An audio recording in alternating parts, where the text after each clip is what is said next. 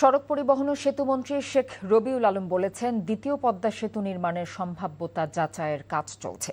রাজধানী থেকে আপাতত 4টি বাস টার্মিনাল সরছে না জানিয়ে তিনি বলেন, অস্থায়ীভাবে বিভিন্ন স্থানে বাস ডিপো করা হবে।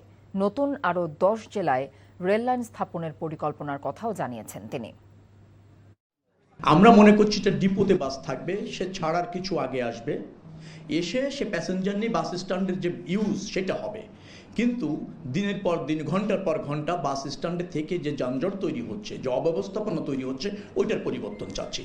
বাস স্ট্যান্ড সবগুলি সরবে, কিন্তু এই যে রাতারাতি সরে যাচ্ছে আমি তা বলছি না। পর্যাপ্ত সুবিধার পরে কেবলমাত্র চলে যাবে।